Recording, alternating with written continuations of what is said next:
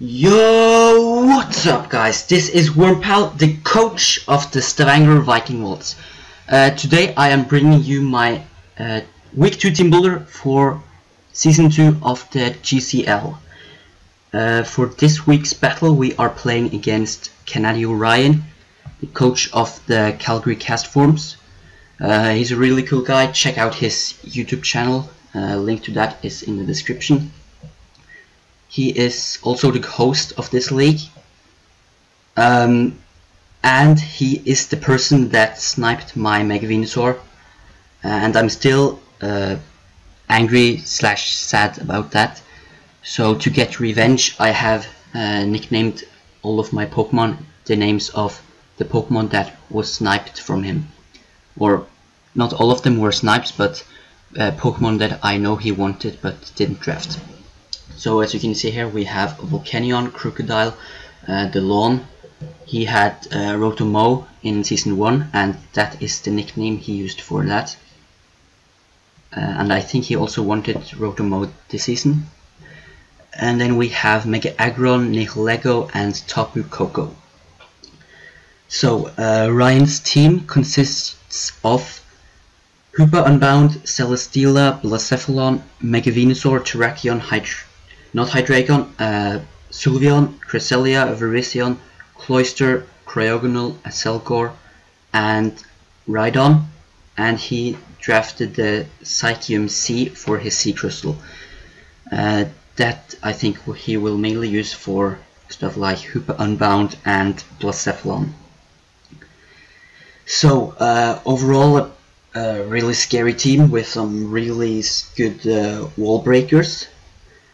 But the two Pokemon that I am the most worried about have to be the Hoopa Unbound and the Celesteela.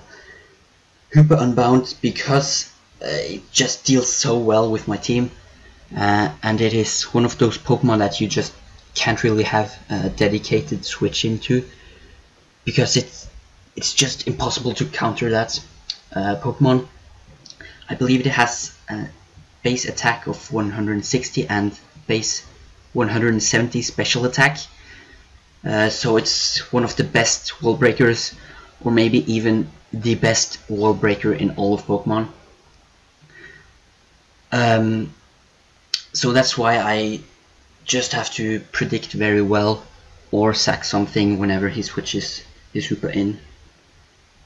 And he also has Celesteela, which is another nightmare to deal with.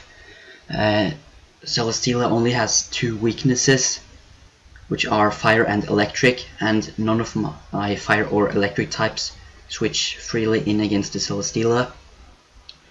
My Heatran, which is my only Fire type, is 4 times weak to Ground, and Celesteela can learn Earthquake, and it can also learn Flamethrower to hit my Rotomo. So yeah, those are the two most threatening Pokemon to my team. But yeah, let's just start talking about my team. I guess we can start talking about my Greninja. This will 99% be my lead against his team.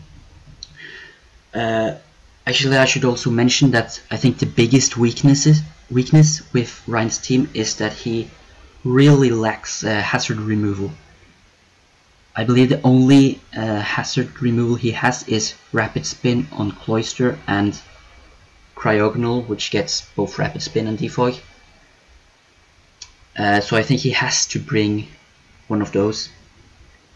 And he actually also has pretty few hazard setters. I think his only Stealth Rockers are the Terrakion and the Rhydon. The Rhydon I don't think he will bring, and I don't think he will bring Stealth Rock on the Terrakion. I think he would rather have like an offensive set with Choice Scarf or something like that. And I think he also has spikes on Cloyster and Aselgor. So since I don't have to worry too much about hazards, I thought Focus Sash would be a good item. So I'm gonna lead with Focus Sash Greninja, I think. My My Greninja has Spikes, U-turn, Waterfall, and Acrobatics. Spikes, I already explained why I think hazards are so good. And for the last 3 moves, I have U-turn, Waterfall, and Acrobatics.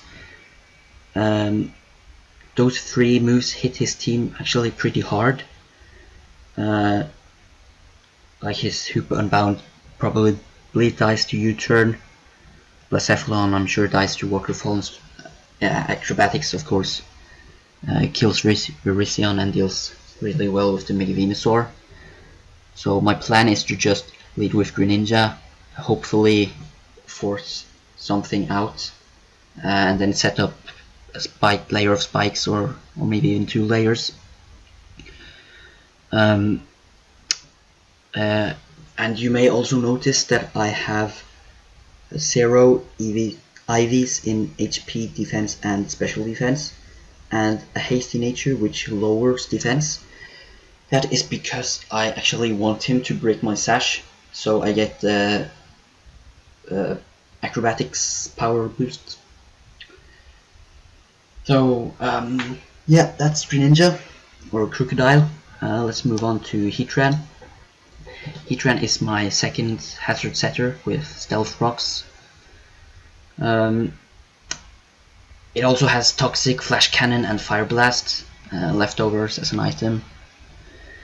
I mean, Flash Cannon and Fire Blast I of course have for dual stab, and Toxic I have mainly for the Cresselia, and I guess also stuff like I don't know, Sylveon, Hoopa Unbound, things like that. My Heatran does deal pretty well against most Pokemon on his team, but the thing is, same as last week, Ryan's team, or I should say a lot of Pokemon on Ryan's team can get some sort of ground type move, like the Mega Venusaur or Celesteela, for example. Heatran would normally wall those 2 Pokemon very well, but I'm really afraid of Earthquake from both of those. So before I send Heatran in against those 2 Pokemon, I will try to scout for a potential Earthquake from one of those. I have 252 EVs in HP and 56 in special defense to allow me to deal decently well with his special attackers. It switches pretty well against the Blacephalon, because I have that Flash Fire ability. And then I put 200 EVs and the Timid Nature into speed to, I believe, outspeed Cloyster, but it is also, I mean, fast Heatran is always nice to have, and I believe it also outspeeds Hoopa Unbound unless it's Timid or Jolly. Well, yeah, that's Heatran. Pretty straightforward. Next Pokemon is Rotom-Mow. This week we are running Choice Scarf with Thunderbolt, Volt Switch, Leaf Storm, and Signal Beam. These EVs are actually wrong. Let me just fix this. Yeah, I believe this is correct.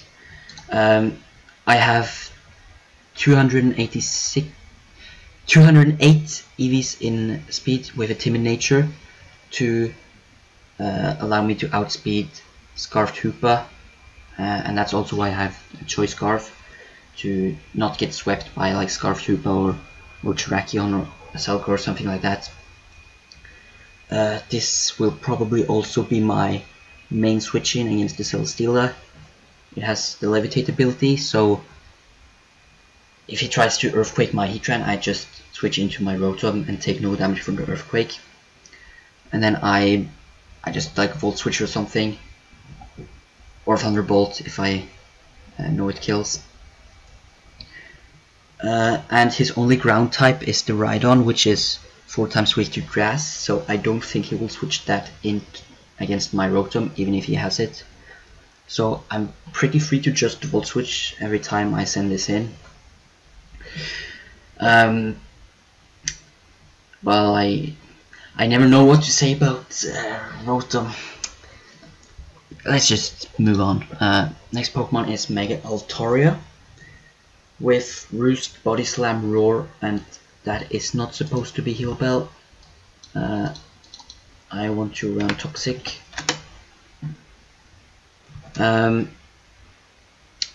We are bringing a physically defensive Mega Altaria again. I believe this will be my main switch in against the Terrakion, which is also a pretty big threat to my team. Roost is of course for recovery. Then I run Body Slam instead of Return, because I think the 30% chance to paralyze is more valuable than the extra power Return gives.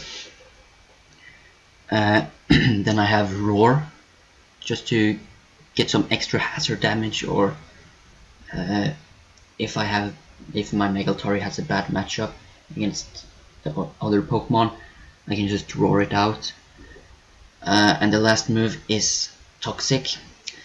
I actually really wanted to run Toxic Spikes this week, because you know he has very little hazard removal, but I decided that the Mega Venusaur was just too good against my team. It can switch in against almost everything, so you can just easily get rid of Toxic Spikes. And another reason is that the Cresselia has Levitate, so it is immune to Toxic Spikes. So that's why I have two Pokemon with Toxic, my Mega Altaria and my Heatran. Pretty much just for the Cresselia, because I have played against Cresselia before, and that is not fun to play against. It is so bulky that you almost need to have Toxic to take it down. Yeah, that's Mega Altaria. The next Pokemon is Tentacruel. Tentacruel is my only hazard removal this week with Rapid Spin. I said that he had limited options of hazard setters, but I still think I really need a hazard removal, because I have a Focus Sash Greninja on my team and Dragonite, which absolutely hates Stealth Rocks. So I need to have at least one way to get rid of those hazards, and that's why I have Tentacruel. I didn't want a Defogger, so because that would get rid of like my own rocks and my spikes. So yeah, that's why I chose Tentacruel. I think I have Assault Vest on this set, so I can deal with his special attackers, mainly the Blacephalon. And other than the Blacephalon, Tentacruel, there isn't really any Pokemon that Tentacruel deals really well with, apart from the Blacephalon. But it deals pretty good against everything. So I can use it as like a backup counter to something.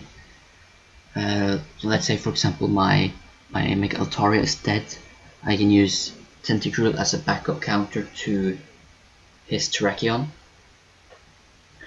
I have max HP and max special attack to hit pretty hard with Scald and Sludge Bomb. And then I also have Knockoff, which is useful for the Celesteal, for example, the Cresselia, and yeah, just knock off any items those Pokemon might have. And so the last Pokemon, after I have weakened his team with hazards and Toxic, I need something to clean up the game.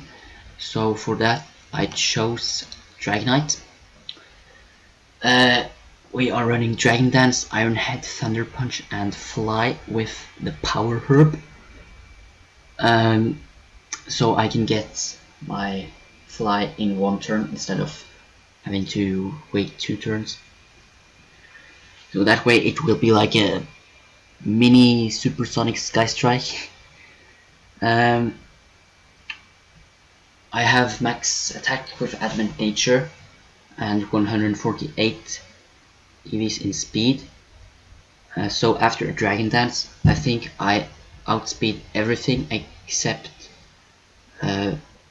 choice scarfers or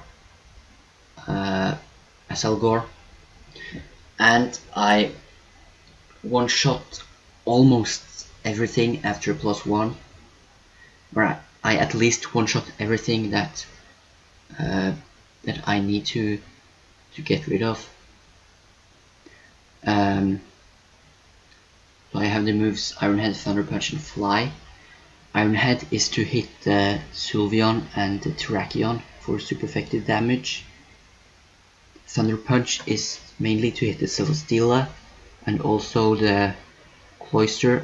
I don't know if Thunder Punch kills Cloyster at +1.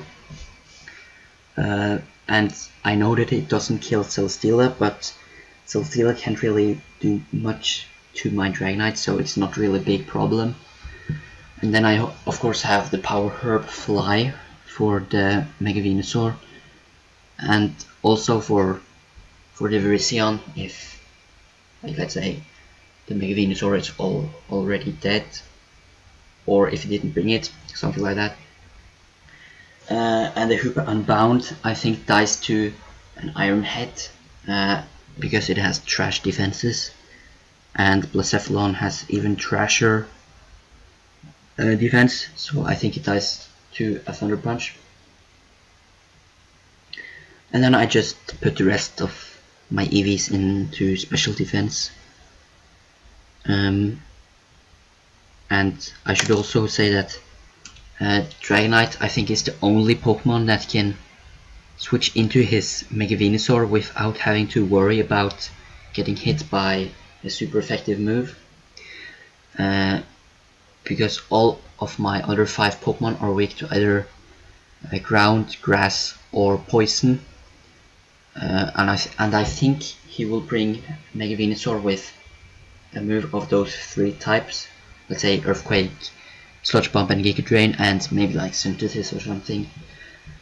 And I don't think he will have Hidden Power Ice for my Dragonite, so